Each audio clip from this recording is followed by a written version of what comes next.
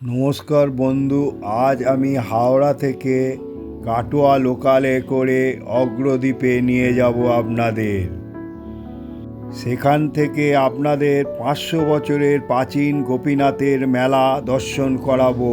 এই আমি হাওড়া এসে পৌঁছালাম, সেটা আপনাদের হাওড়া স্টেশনে ঢোকার মুখে সেটা আপনাদের তুলে ধরলাম। এই হচ্ছে কাটোয়া লোকাল দিয়ে দিয়েছে 5 নম্বরে, সেটাও আপনাদের তুলে ধরলাম। চলুন আপনাদের নিয়ে যাই অগ্রদ্বীপ।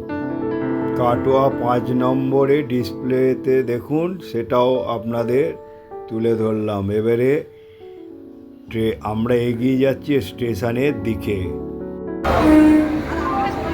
কাটোয়া লোকালের কত লোক। 5 নম্বর কোনটা? এই তো এইটা, হ্যাঁ, না না, এইটা এইটা এইটা এইটা এখনো দেয়নি। এই যে 5 নম্বরে যে লোকাল দিচ্ছে, এটা কাটোয়া যাবে। আজ আমার গন্তব্যস্থল হচ্ছে অগ্রদ্বীপ। চলুন অগ্রদ্বীপ গোপীনাথের মেলায় নিয়ে যাই আপনাদের। এই এটাতে আমরা আজকে যাব, এই ট্রেনে করে অগ্রদ্বীপ।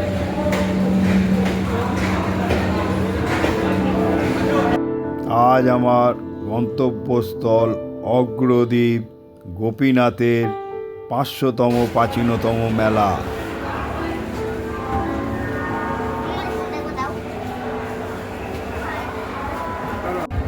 আজ আমার গন্তব্যস্থল হচ্ছে অগ্রদ্বীপ গোপীনাথের মেলায় নিয়ে যাব। চলুন, 8টা 11তে ছাড়লো, 8টার লোকাল 5 নম্বর প্ল্যাটফর্ম দিয়ে ছেড়ে দিয়েছি। দেখুন বন্ধু, আজ আমি আপনাদের নিয়ে যাব অগ্রদ্বীপ গোপীনাথের মেলা।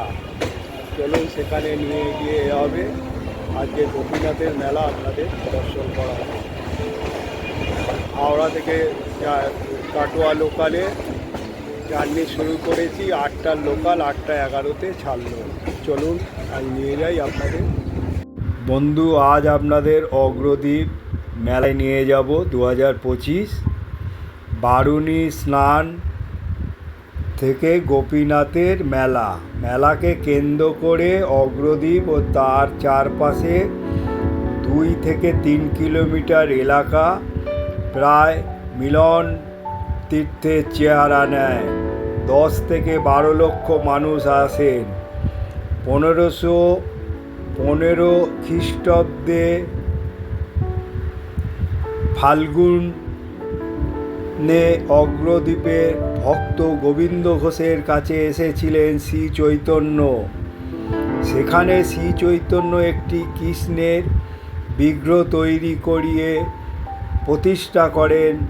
তার নাম দেয় গোপীনাথ। পূর্ব বর্ধমানের ক্ষুদ্র জনপদ অগ্রদ্বীপ। এই অঞ্চলটি গোপীনাথ এবং বৈষ্ণব সাধক গোপীনাথ ঘোষের কারণে খ্যাত। ফি বছরে চৈত্র মাসের কৃষ্ণপক্ষের একাদশ তিথি থেকে মেলা বসে। এই মেলা অগ্রদ্বীপ গোপীনাথের মেলা নামে পরিচিত। এই মেলা প্রাণকেন্দ্র রয়েছেন সাধক গোবিন্দ ঘোষ এবং আরাধ্য গোপীনাথ। স্থানীয় বাসিন্দা গোপীনাথের সেবাকে জানায়। এই মেলায় কেন্দ্র করে অগ্রদ্বীপ চার পাশে 2 দিকে 3 কিলোমিটার এলাকা প্রায় মিলন তীর্থের চেহারা নেয়। প্রায় 2024 থেকে 25 প্রতি বছর 12 লক্ষের মানুষ এই মেলায় আসে। 400 থেকে 500 আখড়া তৈরি হয় পুণ্যার্থীদের সেবা করার জন্য। অনেকে মনে করেন 1515 খ্রিস্টাব্দে। এবারে আমরা দেখেন অগ্রদ্বীপের মেলাকে কেন্দ্র করে কত ট্রেনে ভিড় এবং প্রত্যেকটা স্টেশনে পুলিশের দিয়েছে, সেটাও আপনাদের কাছে তুলে ধরলাম। দেখুন এই সিভিল ভলেন্টিয়ার দাঁড়িয়ে রয়েছে, বেশি লোক উঠলেই তাদের করছে, সেটাও আপনাদের তুলে ধরলাম। গোবিন্দ ঘোষের কাছে এসেছিলেন শ্রী চৈতন্য। সেখানে শ্রী চৈতন্য একটি কৃষ্ণের বিগ্রহ তৈরি করে প্রতিষ্ঠা করেন, তার নাম দেন গোপীনাথ। এই গোপীনাথের সেবার ভার গোবিন্দ ঘোষের হাতে দিয়ে তিনি নীলাচলে চলে যান। আমরা যে ট্রেনে এসেছিলাম সেই ট্রেন চলে যাচ্ছে। এবারে আমরা 2 নম্বর থেকে 1 নম্বর প্ল্যাটফর্মে যাব। 1 নম্বর থেকে তারপরে নিয়ে যাব আপনাদের গোপীনাথের মেলায়। তা দেখুন এখানে কত লোক ভক্ত সমাগম হয়েছে এই মেলায়। তারপর হচ্ছে শিয়ালদা লোকাল ঢুকছে। আমাদের হাওড়া কাটোয়া লোকাল আরও ভক্ত সমাগম, সেটাও আপনাদের তুলে ধরলাম। এবারে দেখুন আমরা ওভারব্রিজ দিয়ে আমরা যাবো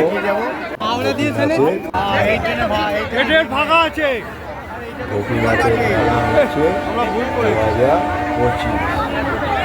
ধরুন আপনাদের গোপীনাথের মেলা নিয়ে যান। এটা হচ্ছে ওভারব্রিজ থেকে আপনাদের এটা তুলে ধরুন। দেখুন ওভারব্রিজের ছোট্ট ওভারব্রিজ, যেন কীভাবে আমরা যাচ্ছি। এই হচ্ছে অগ্রদূত স্টেশন, সেটাও আপনাদের কাছে তুলে ধরুন। এবারে আমরা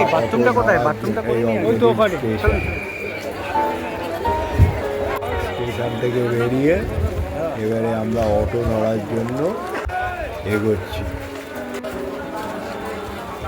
অটো ধরার জন্য সেটাও দেখুন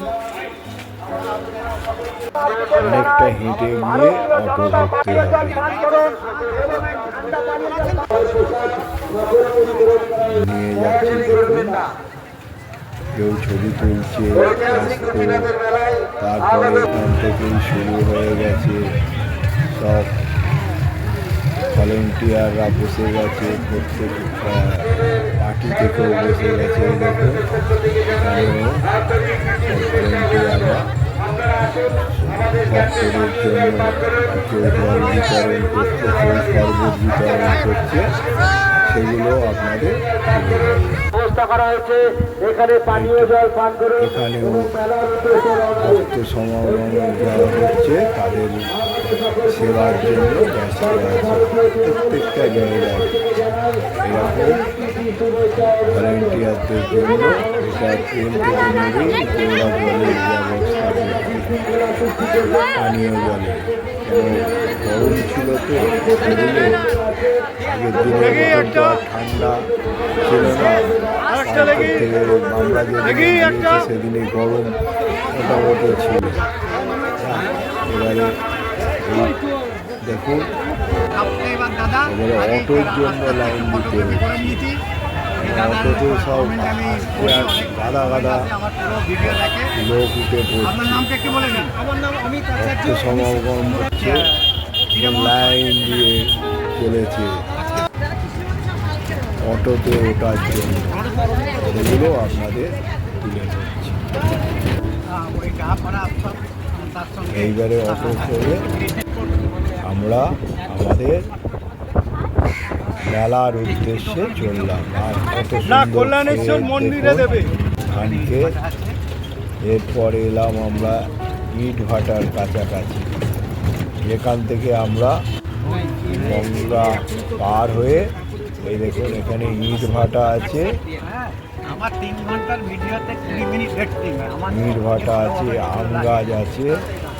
এইবারে আমরা অটো থেকে নেবে 15 টাকা করে নিচ্ছে। এবারে আমরা যাব মেলার। এখানে উনি বললো 10 টাকা ভাড়া হয়, আজকের জন্য আমরা 15 টাকা নিলাম। দেখুন এখানে সারিবদ্ধভাবে সব বসে গেছে। মেলায় যারা এসছে দূর দূরান্ত থেকে সব ব্যবসা করতে, তারা এখানেই বসে গেছে, সেগুলো আপনাদের তুলে ধরলাম। এই বাংলার মেলা মানে বাজার হলো ঢোকার এইসব মুখ তো থাকবে। গোপীনাথ মেলা। তারপর আমরা এগিয়ে যাচ্ছি। এখান থেকে গঙ্গা পার হয়ে এগিয়ে আমরা যাবো। যেতে চলুন যেতে নিয়ে যাই আপনাদের। এরপর এই হচ্ছে তারামায়ের মন্দির একটা নির্মাণ কাজে তারা একটা বেরিয়েছে। তারপরে আমরা যাব হেসেল মানে পুলিশ হেসেল ধরার জন্য পূর্ব বর্ধমান গঙ্গার পাড়ে যাব। কাটোয়া থানা।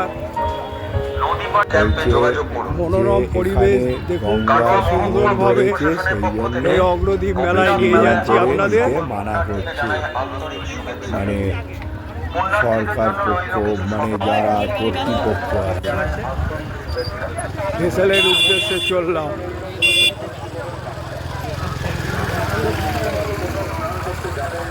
দাদা ভাই, গোপীনাথের সেবার ভার দিয়ে গোবিন্দ ঘোষের হাতে তিনি চলে যান নীলাচলে। অনেকে মনে করেন 1588 খ্রিস্টাব্দে চৈত্র কৃষ্ণপক্ষের একাদশী তিথি মারা হয়েছিল শ্রী চৈতন্যদেবের একনিষ্ঠ ভক্ত এবং তার অষ্ট পর্ষদদের অন্যতম গোবিন্দ ঘোষ। তিনি ছিলেন গোপীনাথের সেবক। তিনি এই তিথিতে স্মরণ করে রাখতে ফি বছর তিনি এই তিথি অনুষ্ঠিত হয় গোবিন্দ ঘোষের পারলৌকিক বা চিরে উৎসব। স্বয়ং গোপীনাথ 1 মাস ধরে হবিষ্যান্ন গ্রহণ করে এবং শ্রাদ্ধকালীন কাছা ধারণ করেন। গোবিন্দ ঘোষের পারলৌকিক ক্রিয়ার পিণ্ডদানের জন্যই এই আয়োজন। কেন এমন প্রথা? শ্রুতি আছে শিশুপুত্রের মৃত্যুর পর শোকে পাগলের মতন অবস্থা হয়েছিল গোপীনাথ ঘোষের। আর এই সময় গোপীনাথ তাকে স্বপ্ন দেখা দেয়, তিনি পুত্র হিসাবে গোবিন্দ ঘোষের শ্রাদ্ধ করবেন বলে তাকে আশ্বাস দেন। সেই কথা মনে গোবিন্দ ঘোষের মৃত্যুর পর তা শ্রাদ্ধ করেন গোপীনাথ। অনেকে বলেন একমাত্র এখানে নাকি ভগবান ভক্তের শ্রাদ্ধ করেন, সেই প্রথা এখনও চলছে। প্রায় 431 বছর ধরে এই মেলা ধারাবাহিকভাবে আয়োজিত হয়ে আসছে। আগে অগ্রদ্বীপ খ্যাতি ছিল বারুণী স্নান উৎসবের জন্য। এই বারুণী স্নান চৈত্রের কৃষ্ণ ত্রয়োদশীতে জনশ্রুতি আছে। এই উৎসবের সূচনা শ্রী চৈতন্যর আবির্ভাব অনেক আগেই। বহু দিন থেকেই বাংলা, বিহার, বাংলাদেশ, উড়িষ্যা নানা প্রান্ত থেকে মানুষ অগ্রদ্বীপ বারুণী স্নানে সামিল হয়ে আসছে। তারপরে হচ্ছে ভাগীরথী থেকে জানা যায় যে 1823 সালে অগ্রদ্বীপে বারুণী মেলার আগত ভক্তদের সংখ্যা ছিল 1 লক্ষের বেশি। বিক্রি হয়েছিল আনুমানিক 12 লক্ষ টাকার বেশি। সেই সময় নাকি গঙ্গাসাগর মেলা থেকে অগ্রদ্বীপের বারুণী স্নানের খ্যাতি বেশি। এই স্থানে কেউ কেউ গঙ্গা পক্ষের সন্তান বিসর্জন দিত। জেমস লং লিখছেন 1813 খ্রিস্টাব্দে অগ্রদ্বীপে কাটোয়ার 2টি নরকীয় ঘটনা ঘটেছিল। যশোর ও ঢাকা থেকে এসে 2 জন তাদের সন্তান গঙ্গা পক্ষে বিসর্জন দিয়েছিল। এখন জমির ওপরে গোপীনাথের মন্দির রয়েছে। সেখানে ছিল এক আধুনিক কাপড়ের কল। 1828 সালে বিধ্বংসী বন্যায় ভাগীরথীর বারবার বাঁক পরিবর্তনের ফলে কৃষ্ণচন্দ্র রায় নির্মিত অগ্রদ্বীপের গোপীনাথের মন্দিরটি গঙ্গা পক্ষে বিলীন হয়ে যায়। এখনকার মন্দির থেকে প্রায় 1 মাইল উত্তর পশ্চিমে ছিল কৃষ্ণচন্দ্র রায়ের তৈরি মন্দির। এর পত্রিকা থেকে জানা যায় বর্তমান মন্দিরটি নির্মিত হয়েছে যশোরের বগচর নিবাসী গোপীনাথ পোদ্দারের অর্থকুল্যে। তিনি 1823 সালে প্রায় 5,000 টাকা দান করেছিলেন। কালীপ্রসাদ পোদ্দার বাংলাদেশে ভক্তদের অগ্রদ্বীপে গোপীনাথের মেলা ও বারুণী স্নানের উৎসব আসার সুবিধার জন্য একটি রাস্তা তৈরি করে দেন বলে জানা যায়। এছাড়া কালীপ্রসাদ পোদ্দার বনন গ্রাম থেকে চাকদাহ পর্যন্ত একটি রাস্তা তৈরি করে। এই রাস্তাটির দৈর্ঘ্য প্রায় 20 মাইল। পথিকের ক্লান্তি দূর করার জন্য প্রতিটি রাস্তা ধরে বৃক্ষরোপণ করেছিলেন তিনি। এখন মেলার জৌলুস বেড়েছে, কিন্তু তাদের জন্য আজ মেলার খ্যাতি তাদের ভুললে চলবে না। এই হলো গোপীনাথের মেলা আপনার ইতিহাস। তা চলুন আজ আপনাদের মেলা দর্শন করাই।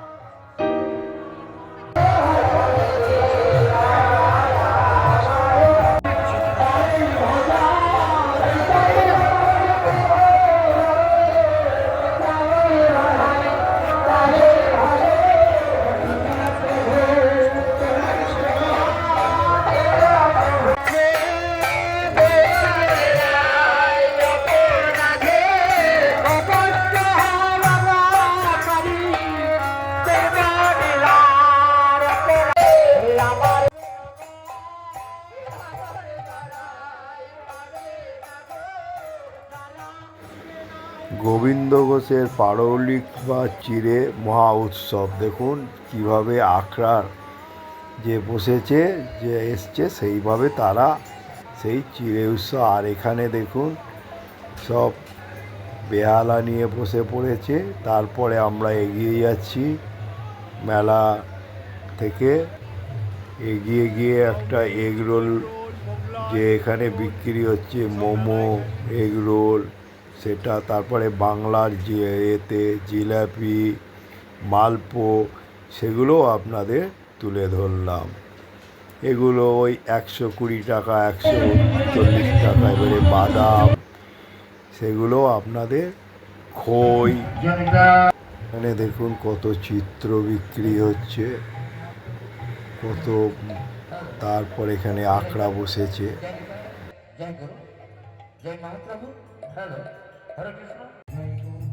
এখানে পিতলের পূজার সামগ্রী জিনিস বিক্রি হচ্ছে, ছবি। তার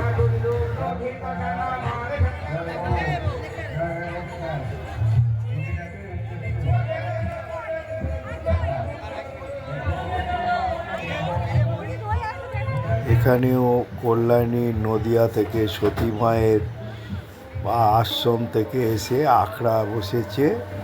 এরাও ভক্তদের সেবা দিচ্ছে, সেটাও আপনাদের তুলে ধরলাম।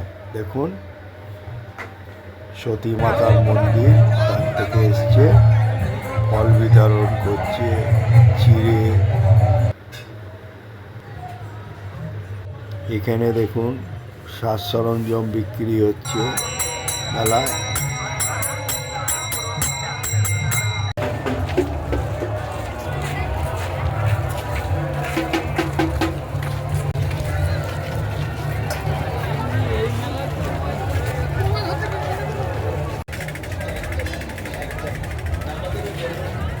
মেলায় কত দূর দূরান্ত থেকে এসে মেলায় দিয়ে বসেছে। চলুন। এ হলো অঞ্জলি মিষ্টান্ন ভাণ্ডার, সেটাও আপনাদের তুলে ধরলাম। এই হলো গোপীনাথ সেবা সমিতি, তাদের বলল 85 টাকা এ প্রসাদ 12টার মধ্যে আসতে হবে।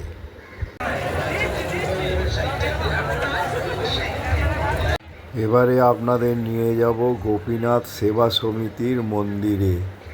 দেখুন মন্দিরটা কত সুন্দরভাবে গড়ে উঠেছে।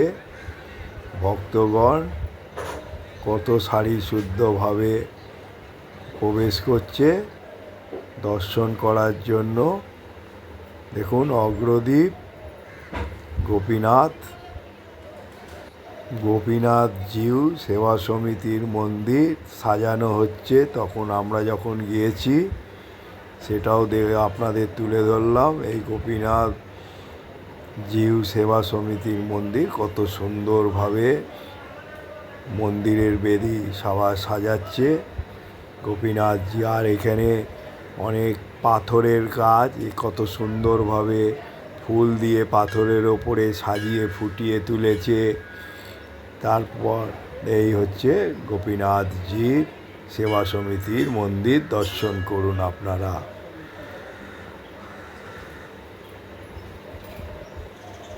দেখুন, চলুন আপনাদের দোল মঞ্চটা এবারে দর্শন করাই, এক এক করে সব দর্শন করাবো। এই হলো দোল মঞ্চ, কত সুন্দরভাবে গড়ে উঠেছে এই দোল মঞ্চ। দেখুন, একটা তুলসী মঞ্চ আছে দোল মঞ্চর ভেতরে, আর পিলার বিশিষ্ট দিয়ে কত সুন্দরভাবে সাজিয়ে তুলেছে। এই দোল মঞ্চেই শেষ দিনে এসে দোল খেলা হয়ে মেলা শেষ হবে। আর এই হলো সেবা সমিতির গোপীনাথজির মন্দির, চূড়া বিশিষ্ট, কত সুন্দরভাবে পাথর দিয়ে সাজিয়ে উঠেছে এই মন্দির। দেখুন, যেহেতু গোপীনাথের মেলা শুরু হয়ে গেছে, গোপীনাথের মেলার যে সেবা সমিতির গোপীনাথজির মেলার, সেখানেও কত সুন্দরভাবে লিখিত হরে কৃষ্ণ হরে রাম। তারপরে আপনাদের নিয়ে যাচ্ছি এই মেলার জিনিস সামগ্রী যে বিক্রি কেন্দ্র হয় সেগুলোও তুলে ধরছি। আস্তে আস্তে আমি এগিয়ে যাচ্ছি আপনাদের মেলা তুলে ধরার জন্য। দেখুন কত লোক দূর দূরান্ত থেকে এই মেলায় এসছে, সেগুলো আপনাদের তুলে ধরছি। কত সুন্দরভাবে সুশৃঙ্খলভাবে এই দেখুন, এখানে মালপোয়া, জিলেপি সব, প্রত্যেকটা আখড়া বসেছে। দেখুন সব এখানে কীর্তন, নাম কীর্তন হচ্ছেন গোপীনাথের মেলা উপলক্ষে। এই দেখুন চিড়ে তারপরে দিয়ে সাজিয়ে, তারপর এখানে সেই এগুলো দেখুন সব মন্দিরে আস্তে আস্তে এখানে লেখা আছে শ্রী শ্রী গোপীনাথ জিউ মেলা। এবারে দিলীপ বাবু যে প্রাক্তন সংসদ, তিনি এবারে এই গোপীনাথজি মন্দিরে এসছে, তার সঙ্গে আমরা চললাম। দেখুন দিলীপ বাবুকে গার্ড দিয়ে নিয়ে যাওয়া হচ্ছে, সেটাও আপনাদের তুলে ধরলাম। কেন দিলীপ বাবুর সঙ্গে আমার প্রায় দেখা হয়ে যায়, যেরকম বঙ্গীয় ত্রিবেণী মেলাতে, সেখানেও দিলীপ বাবুর সঙ্গে দেখা হয়েছিল। দেখুন দিলীপ বাবু যাচ্ছে, আর মন্দিরে তো প্রচণ্ড লাইন। চলুন আপনাদের মন্দির প্রাঙ্গণে নিয়ে যাই। প্রাক্তন সাংসদ দিলীপ বাবুও যাচ্ছে, আমরাও তার পেছন পেছন চললাম মন্দিরের উদ্দেশ্যে। দেখুন কত ভিড়, কত ছবি তুলতে কষ্ট, কিভাবে যে আমরা এই মন্দিরে প্রবেশ করেছি তা আপনাদের বলে বোঝাতে পারবো না। কত দূর দূরান্ত থেকে এই মন্দিরে ঢোকার জন্য কত কষ্ট করে আপনাদের এই মন্দিরের বিগ্রহে নিয়ে যাচ্ছি। দেখুন এই মন্দিরে বিগ্রহে প্রবেশ করেছি, এবারে আপনাদের দর্শন করা। এখানে শ্রী চৈতন্য একটি কৃষ্ণের বিগ্রহ তৈরি করিয়ে প্রতিষ্ঠা করেন, তার নাম দেন গোপীনাথ। দর্শন করুন গোপীনাথজিকে। চৈত্র মাসের কৃষ্ণ একাদশী ও ত্রয়োদশীর বারুণী স্নানের সময় ব্যবধান মাত্র একদিন, তাই এই সময় এখানে মেলা বসে। দেখুন আপনাদের এই মেলায় বিগ্রহ দর্শন করাচ্ছি। এখানে আমাদের কত কষ্ট করে ঢুকে আপনাদের এই বিগ্রহ দর্শন করাচ্ছি। এটি ভারতের একমাত্র সাধ্যের মেলা হিসাবে পরিচিত হয়। আপনারা দর্শন করুন গোপীনাথজিকে। গোপীনাথজিকে কত দূর দূরান্ত থেকে এসছে। আর আমাদের প্রাক্তন সাংসদ দিলীপবাবুও আমাদের সঙ্গে ছিলেন। দিলীপবাবু সঙ্গে আমার প্রায় মেলায় যখনই কোনো ব্লগ করতে যাই দেখা হয়ে যায়, সেটাও আপনাদের তুলে ধরলাম।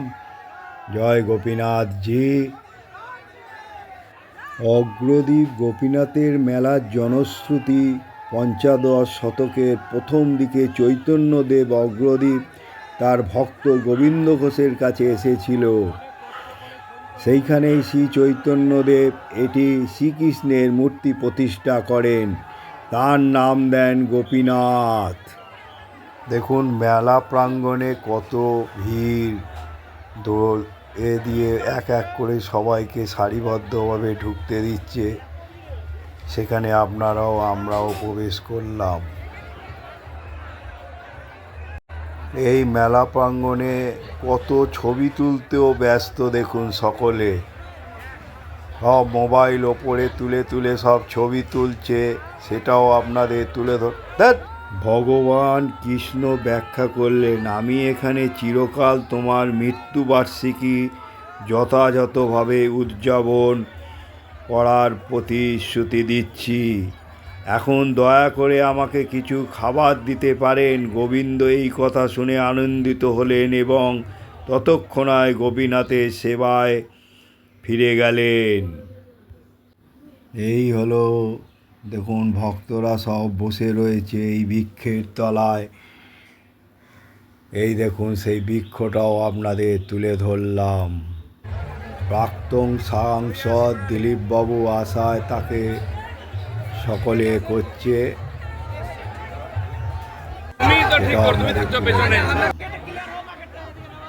এরপর আপনাদের সমাধি মন্দিরে নিয়ে যাচ্ছি, চলুন সমাধি মন্দির দর্শন করাই। গোবিন্দ ঘোষের সমাধি মন্দির চলুন নিয়ে যাই।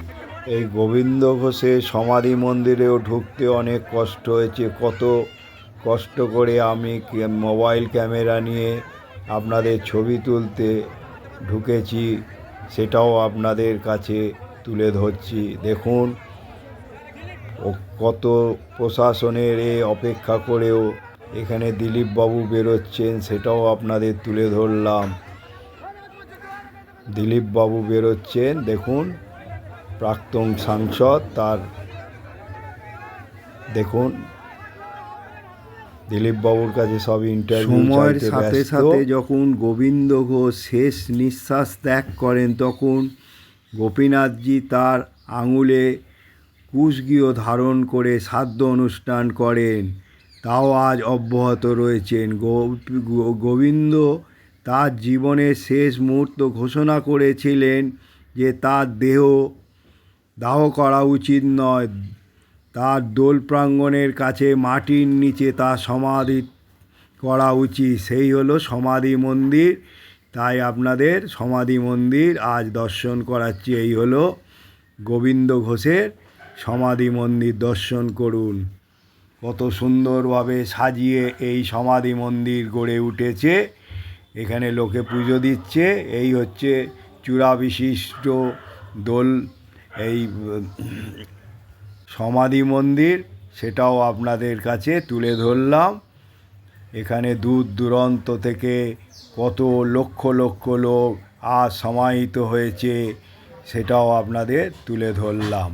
এই হলো সমাধি মন্দির গোবিন্দ ঘোষের।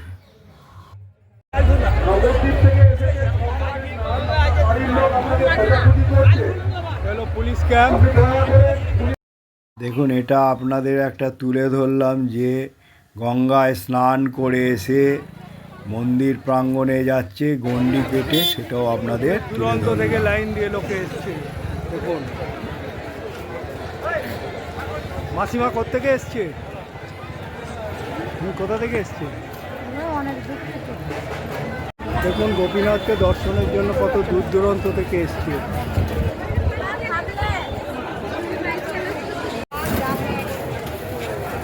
চালাগুলোর দাম কত? এটা 20 টাকা, 20 টাকা করে। এটা 50 টাকা। এটা 50 টাকা।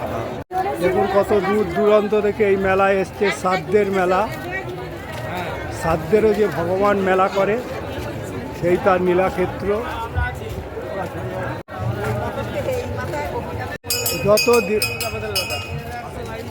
যত টাইম হবে আরও ভিড় বাড়বে। ওই ডানতলা শঙ্করপুর রানাঘাট দেখুন গোপীনাথ মন্দিরে গোপীনাথজিকে দর্শনের জন্য কত দূর দূরান্ত থেকে। মেলায় দেখুন গোপালজিকে বসিয়ে রেখেছে, সেটাও আপনাদের কাছে তুলে ধরলাম। কত বড় গোপালের মূর্তি, এটা কত সুন্দর লাগছে, এটাও আপনাদের তুলে ধরলাম। এই তুলসী মঞ্চের কাছে কত ভক্তরা বসে আছে, সেটাও আপনাদের তুলে ধরলাম। এখানে কাঠের কত রকমের পুতুল বিক্রি হচ্ছে, মেলায় কত জিনিস বিক্রি হচ্ছে, এখানে ঢোল বিক্রি হচ্ছে, সেটাও আপনাদের তুলে ধরলাম।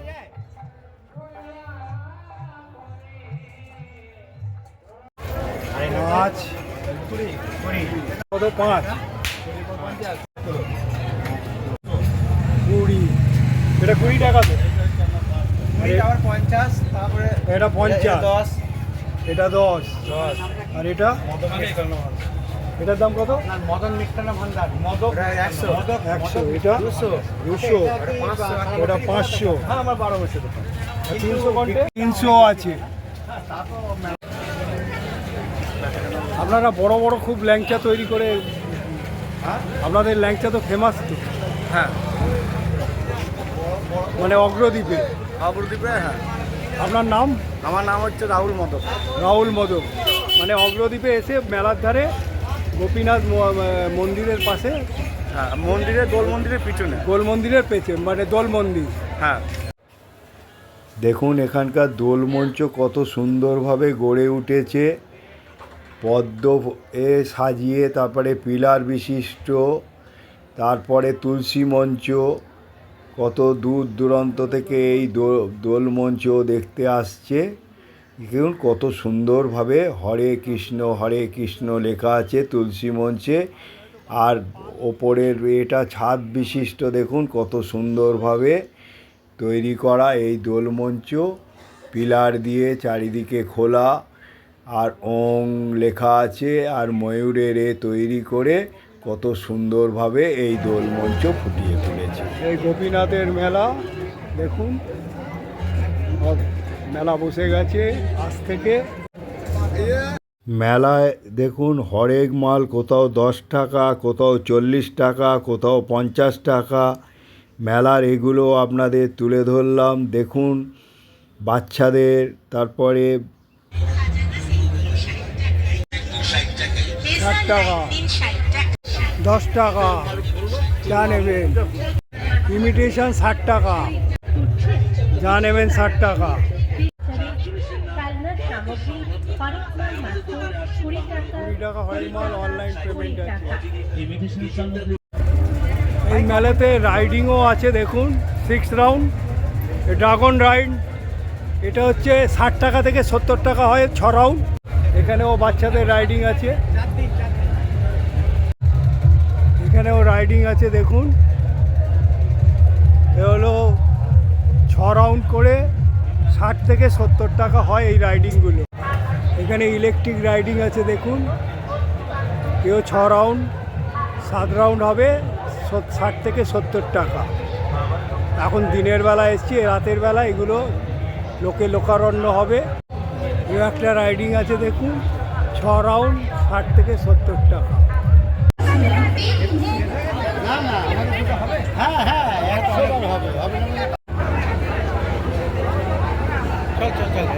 আচ্ছা বাইরে লেখা আছে না?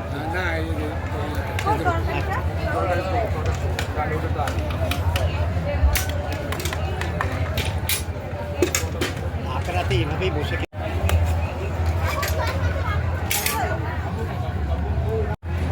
শ্রী শ্রী গোপীনাথ মহামিলনাখড়ায় আমরা এবারে প্রসাদ গ্রহণ করছি, সেটাও আপনাদের তুলে ধরলাম।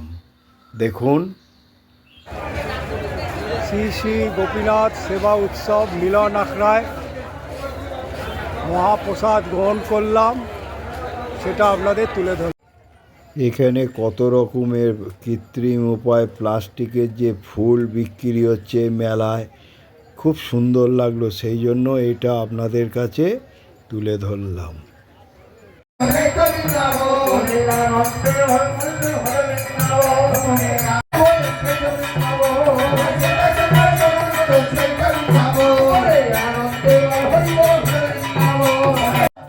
এই যে আখড়া বসেছে, সেখানে ভগবানকে সেবা দিচ্ছে, এখানে কীর্তন চলছে, সেটাও আপনাদের তুলে ধরলাম। খুব সুন্দর লাগলো এখানকার যে আখড়ার যে কীর্তন, সেখানে আমিও কিছুটা মেতে গেলাম, সেই জন্য আপনাদের এই আখড়ার কীর্তন এবং যে ভগবানের সেবা হচ্ছে সেটা আপনাদের তুলে ধরলাম।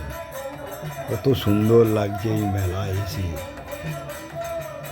সত্যি বাংলার এই যে মিলন, যে মেলা যে তৈরি করে গিয়েছিল যারা, সত্যি মহা উৎসব, ধর্ম মহামেলা, এই যে মিলন, সত্যি মানে আমার মুখে কোনো ভাষা নেই। কি সুন্দরভাবে এনারা নৃত্য করে যাচ্ছে, ভগবানের নাম করে যাচ্ছে।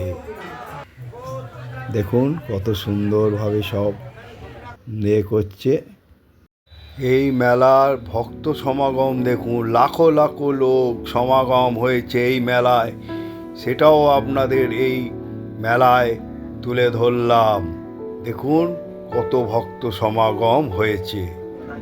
গঙ্গার ভাঙনের জন্য এখানে বলছে যেখানে সেখানে স্নান করবেন না, এবং বলছে ভেসে লোক ভুটভুটিতে বেশি লোক উঠবে না, সেগুলো এই মেলায় ঘোষণা করছে যারা মেলার কর্তৃপক্ষ আছে এবং প্রশাসনের পক্ষ থেকেও, সেটাও আপনাদের তুলে ধরলাম। কেন ভাঙন ধরেছে, গতবারে যখন গিয়েছিলাম এরকম ভাঙন ছিল না, এই বছরে সত্যি গঙ্গার ভাঙন আছে, সেটা আমি যেতে যেতে আপনাদের কাছে এই গঙ্গার এটাকে তুলে ধরলাম। যেতে যেতে সেই প্রাকৃতিক দৃশ্যগুলো তুলে ধরেছি। দেখুন এই গঙ্গার কত সুন্দরভাবে এই মেলায় কত ভক্তদের যে সমাগম হচ্ছে, আসা যাওয়া লেগে রয়েছে।